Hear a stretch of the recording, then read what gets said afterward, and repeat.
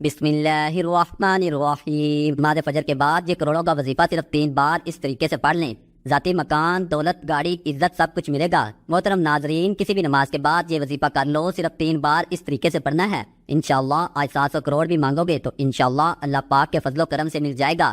آج کا یہ عمل لازمی کر لینا ہے، صرف 3 بار پڑھنا ہے۔ ناظرین کرام، آج بہت ہی نایاب، مجرب اور مستند اور آزمودہ وظیفہ بتانے لگا ہوں۔ آج کا وظیفہ آپ کی غربت کو ہمیشہ ہمیشہ کے لیے ختم کر دے گا۔ 100% گارنٹی والا وظیفہ ہے۔ وہ میرے بہن بھائی جو کئی سالوں سے پیسوں کی وجہ سے پریشان بیٹھے ہوئے ہیں، وہ میرے بہن بھائی یہ وظیفہ لازمی کریں۔ جن کا پیسہ نہیں ہے، ان کی جیبوں میں دولت نہیں ہے، ناظرین یہ وظیفہ اتنا طاقتور وظیفہ ہے جو آج آپ کو بتانے لگا ہوں۔ وہ میرے بہن بھائی جو سالوں سے بے روزگار بیٹھے ہوئے ہیں، ان کو ایسا لگتا ہے جیسے ان کو گھر کے اندر کسی نے باندھ دیا ہو، جیسے وہ گھر سے نکلنے کی کرتے ہیں کام کے لیے، ان کا ایک تو دل ہی نہیں لگتا، اور پھر جب کسی بھی کام میں ہاتھ ڈالتے ہیں تو نقصان ہی ہو جاتا ہے۔ کسی کام کو کرنے بیٹھتے ہیں تو ان کو کوئی فائدہ ہوتا ہی نہیں۔ ان کی جو زندگی کے حالات پہلے تھے اب بھی ویسے ہی ہیں، وہ بدلنے کا نام ہی نہیں لے رہے۔ تو محترم ناظرین، یہ رزق کو لانے کے لیے، پیسوں کو حاصل کرنے کے لیے بہت مجرب اور مستند وظیفہ آپ کو بتانے لگا ہوں۔ انشاءاللہ یہ وظیفہ کرنے سے آپ کی ہر جائز حاجت پوری ہوگی، آپ کی بڑی سے بڑی پریشانی ختم ہو جائے گی۔ آپ چاہے یہ وظیفہ اپنی شادی کے لیے کر رہے ہیں، جیسا کہ آپ کی شادی نہیں ہو رہی، اس کے لیے کر رہے ہیں، آپ کو اس میں بھی کامیابی ملے گی۔ آپ بے روزگار ہیں، آپ کو کوئی کام نہیں مل رہا ہے، آپ اس کے لیے بھی یہ وظیفہ کر سکتے ہیں۔ آپ کے دشمن ہیں، ان سے چھٹکارا پانے کے لیے بھی آپ یہ وظیفہ کر سکتے ہیں۔ کسی کے دل میں آپ اپنی محبت پیدا کرنا چاہتے ہیں، اس عمل کے لیے بھی آپ یہ وظیفہ کر سکتے ہیں۔ آپ نے صرف 2 دن اس وظیفے کو کرنا ہے، اور انشاءاللہ 2 دن کے اندر ہی اندر آپ کا ہر مقصد پورا ہو جائے گا۔ اس وظیفے کو شروع کرنے سے پہلے درود شریف لازمی پڑھیں۔ ناظرین کرام، یہ وظیفہ آپ لوگ آج کے دن کسی بھی وقت چلتے پھرتے کر لینا۔ اگر چاہو تو آپ فجر کی نماز کے بعد بھی کر سکتے ہو، اگر چاہو تو ظہر، عصر، مغرب یا عشاء کی نماز کے بعد بھی کر سکتے ہیں۔ یعنی یہ وظیفہ 5 وقت کی نماز کے بعد جب بھی آپ کو وقت آسانی سے ملے، آپ اسی وقت یہ وظیفہ کر سکتے ہیں۔ نماز فجر کے بعد وظیفے کو آپ زیادہ اچھے طریقے سے کر سکیں گے، کیونکہ اس وقت آپ کو کوئی تنگ کرنے والا بھی نہیں ہوگا اور سکون ہی سکون ہوگا۔ اگر آپ لوگ نماز کے بعد بھول بھی جاتے ہیں یا دوسری کسی وجہ سے نہیں پڑھ پاتے، تو آپ لوگ آج کے دن چلتے پھرتے یہ عمل کر لیجئے گا۔ بے حد آسان اور بے حد مجرب وظیفہ ہے۔ یہ وظیفہ پڑھنے میں جتنا آسان ہے، عمل میں اتنا ہی وزنی اور مشکل ہے۔ آپ لوگ اگر اسی وظیفہ کو اللہ پاک کی ذات پر پورا یقین کرتے ہوئے کر لیتے ہو، اس وظیفے کو پڑھ لیتے ہو، تو آپ لوگوں کو جو مالی حالات ہیں، حالاتوں کو آپ فوری طور پر خود بدلتے ہوئے دیکھو گے۔ اللہ پاک آپ کو اتنا رزق عطا کر دیں گے، اتنی دولت عطا کر دیں گے، آپ لوگ انشاءاللہ خود لوگوں میں بانٹنے والے بن جاؤ گے۔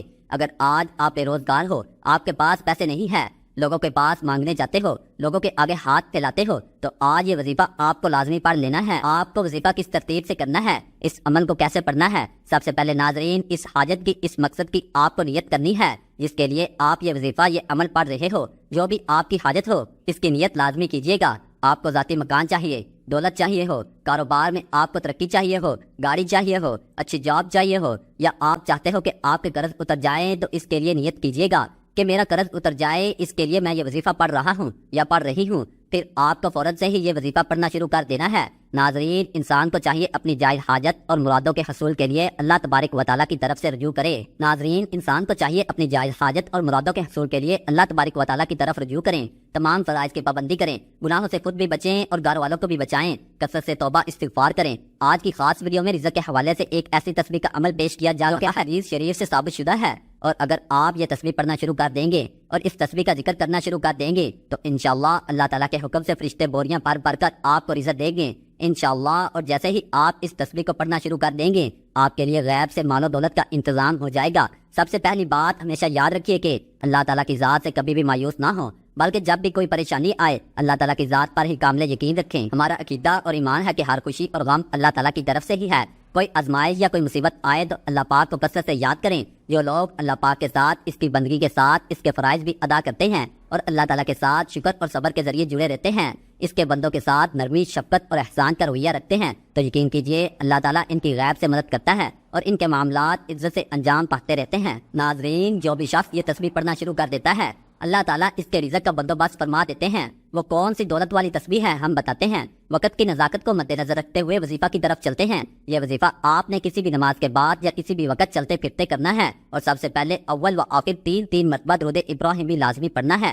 میرے آقا صلی اللہ علیہ وآلہ وسلم کے فرمان کا مفہوم ہے کہ جو بندہ مجھ پر ایک بار درود پڑھتا ہے، اللہ پاک اس پر 10 رحمتیں نازل فرماتا ہے اور ساتھ ہی اس کے 10 درجات بھی بلند فرماتا ہے۔